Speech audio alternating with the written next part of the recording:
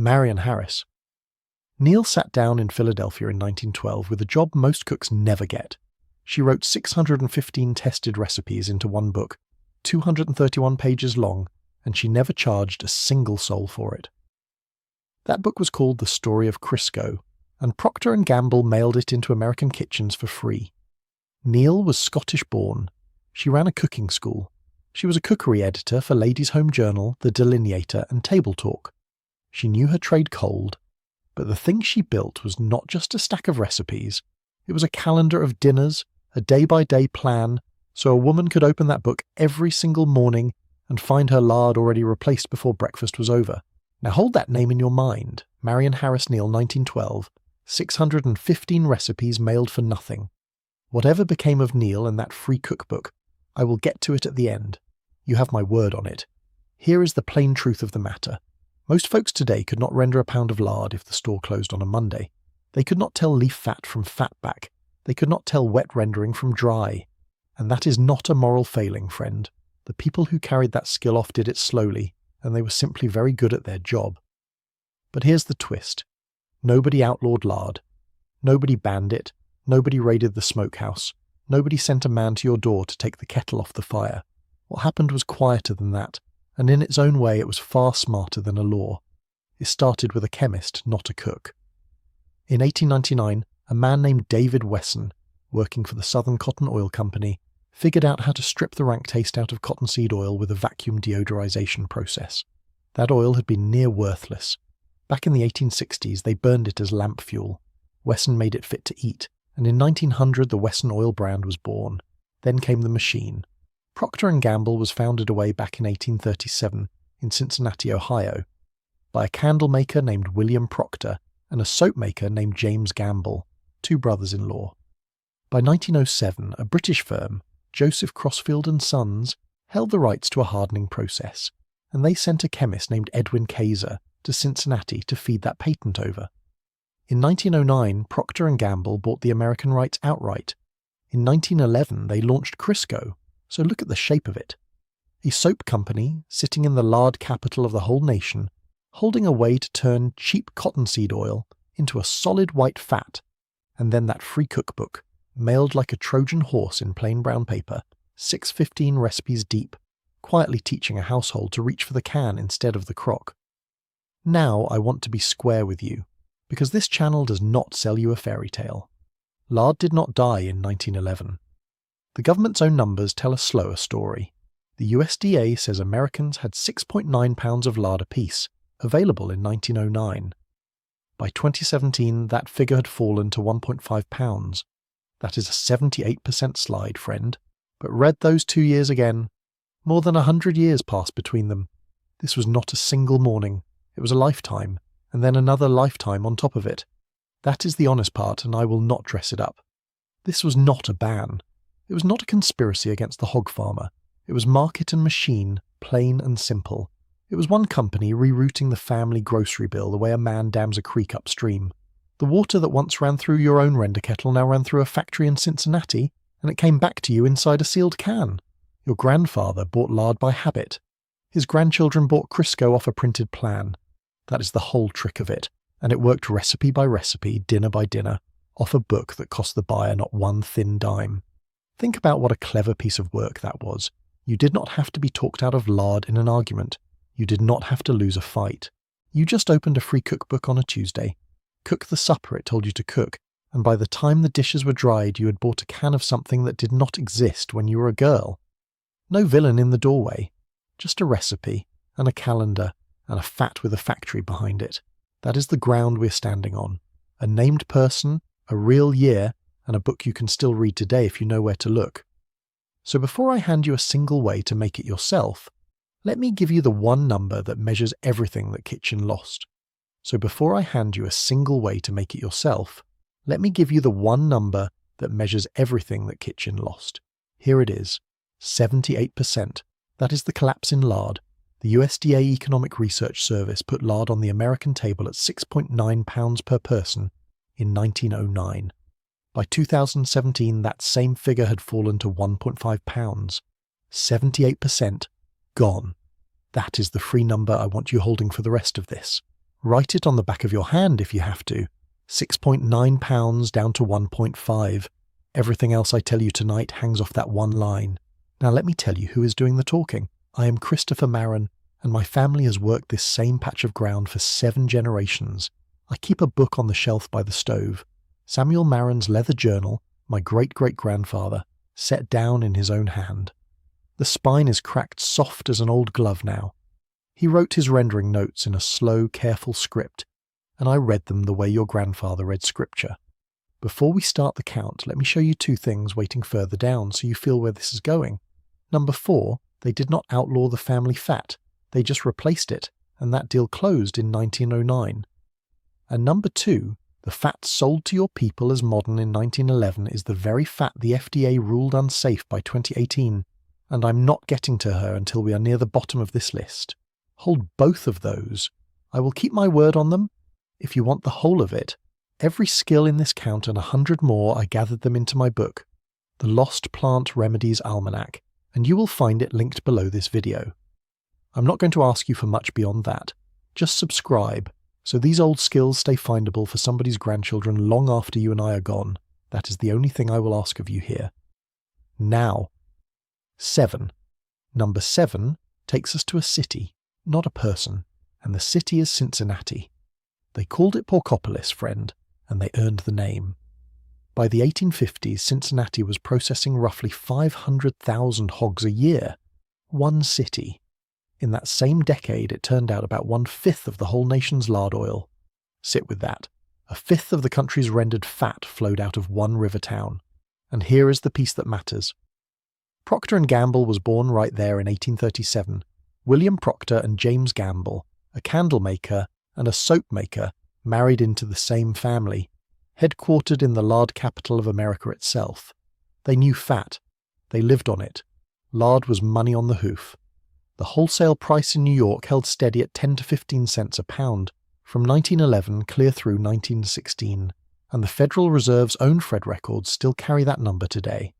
That was the economy Crisco had to unseat. Not some sleepy corner of the pantry.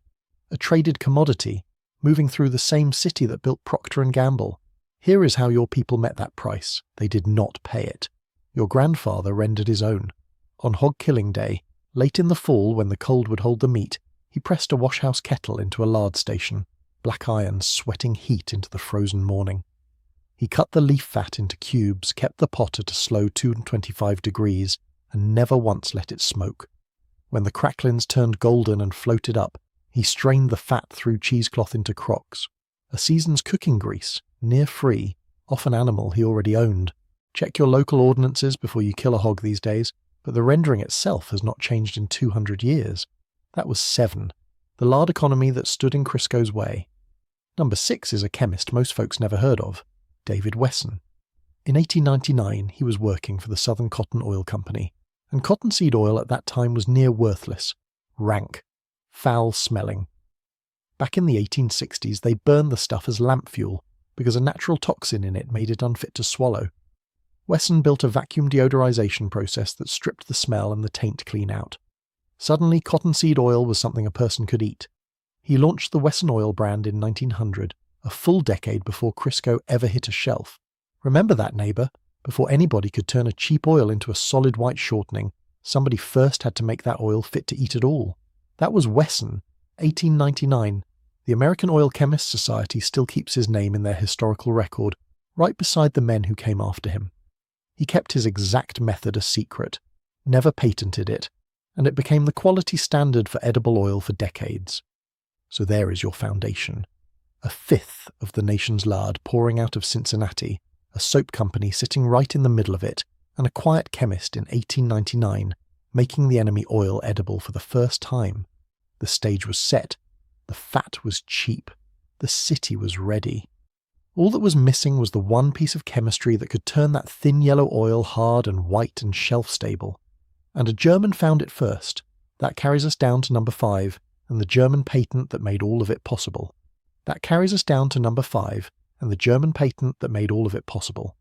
The name almost nobody says out loud is Wilhelm Normann, a German chemist, quiet, careful, working with fats the way your grandfather worked with wood. On August 14, 1902, The German Imperial Patent Office granted him patent number 14129. It was filed through the Leprince and Saveca Company. He took a British patent too, GB 1903 ausdem on January 21st, 1903. The American Oil Chemists Society keeps that record to this day, and it names the numbers plain. Here is what that patent actually did. Take a liquid oil, something that runs off a spoon, warm it, then bubble hydrogen gas up through it, over a metal catalyst the way breath moves up through water. Those little bubbles rearrange the fat itself, the bonds that kept it loose and pourable close up tight, and the liquid turns to stone. Not stone you would chip, but a smooth white solid that holds its shape on a shelf for a year. Oil went in, shortening came out. Here's the smoking gun.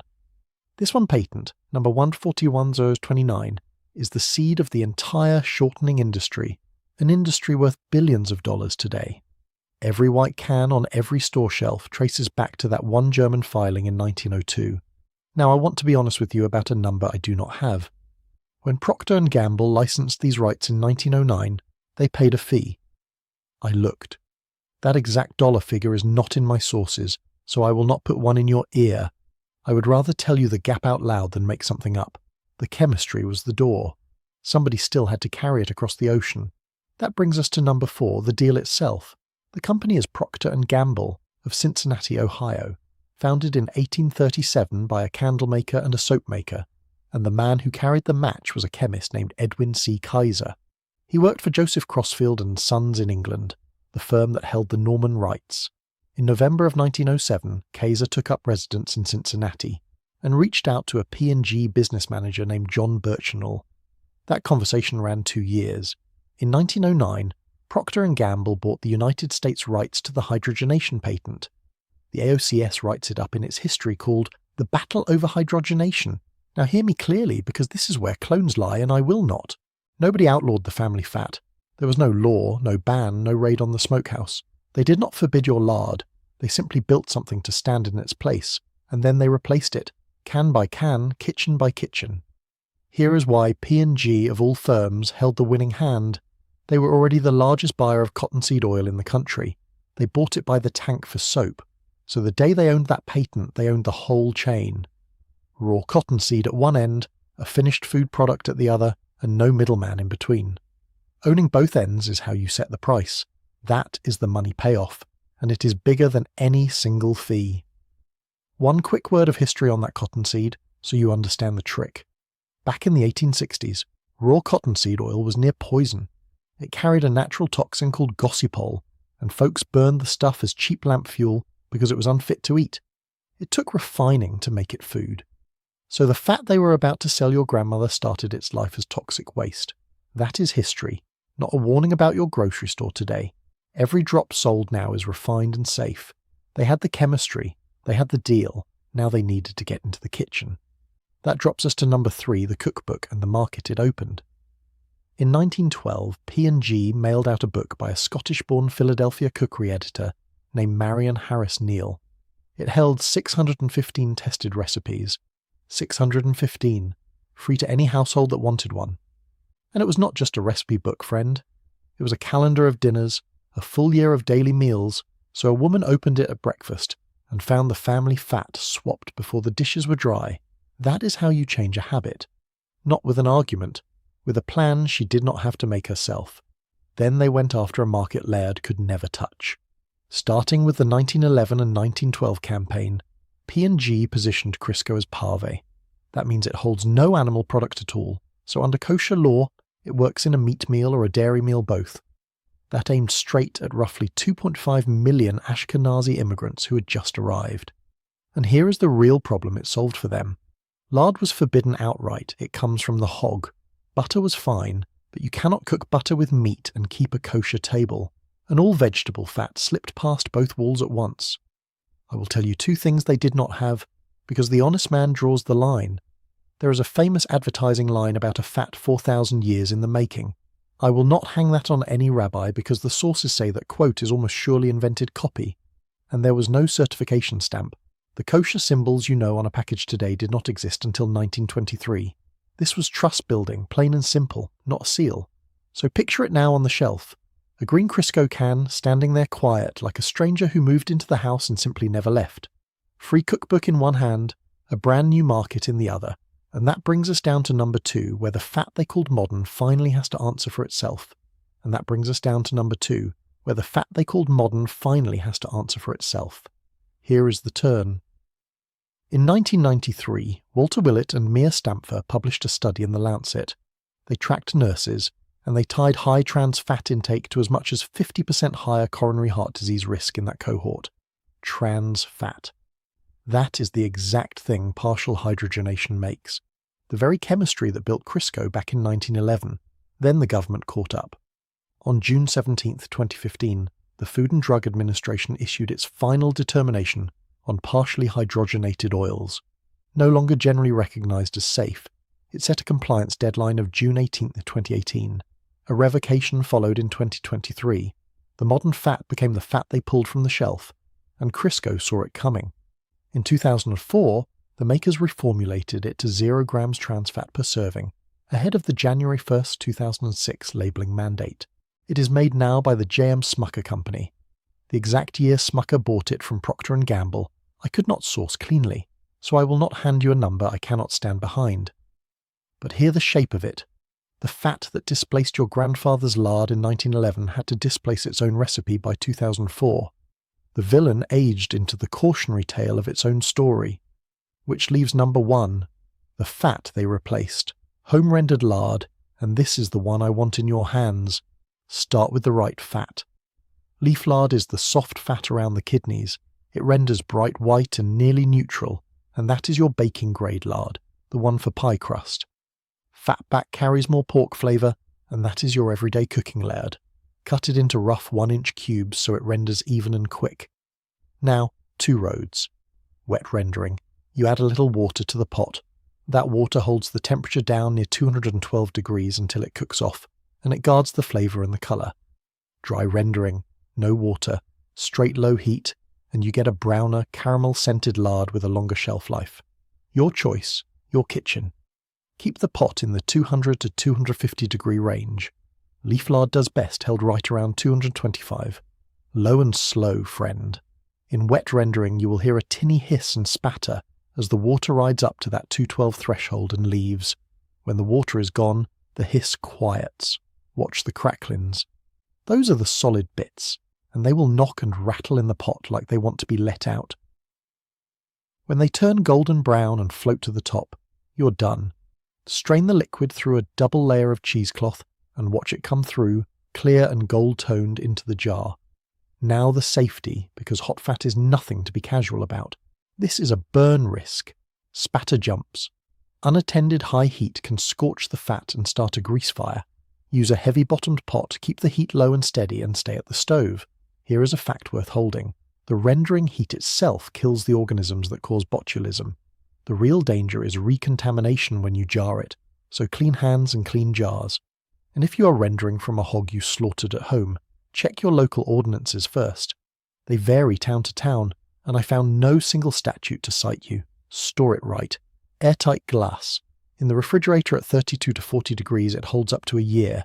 In a cool pantry below 70 degrees, about 6 months. Freeze it for longer than that. I will tell you plain, I found no reliable humidity number for the storage, so I'm not going to invent one. Temperature and airtight glass, that is what the sources stand behind. So there is your final step. Strain the fat through the cheesecloth, seal it warm in the jar, and mark the day on the lid. Now I have a question for you, and I read every answer. Which fat did your own grandmother keep by the stove? Was it a lard bucket, or was it a green can? Tell me down in the comments. The one that gets the most comments is the one I build next. And if you have bought shortening your whole life, hear me. That is not a failing in you, friend. 3 years of free cookbooks and daily dinner calendars taught a whole country to forget a skill it had carried for 7 generations. You did not lose it. It was walked out of your kitchen on purpose. You can walk it right back in, one rendered jar at a time. Now, whatever became of that cookbook? I told you at the top I would get to it. Marion Harris Neil's story of Crisco, all 615 recipes and 231 pages, from 1912. It is not lost. It is digitized and sitting on archive.org right now, and you can read the very pages Procter and Gamble mailed free into your great-grandmother's kitchen. The marketing outlived the marketer. Go look at it with clear eyes. Next time, we follow the other thread. Before Crisco, there was Wesson. David Wesson made cottonseed oil edible in 1899, a full decade before the shortening ever hit a shelf. That one bottle opened the door to the whole vegetable oil takeover of your pantry. The salad oils, the frying oils, the stuff in nearly everything you buy today. That is the next story, and it runs deeper than one green can. If any of this served you, do one kind thing. Subscribe, not for me, but so the next person hunting for these old skills can find them too. That is the only way this knowledge finds its way home. Keep the old ways, they kept us.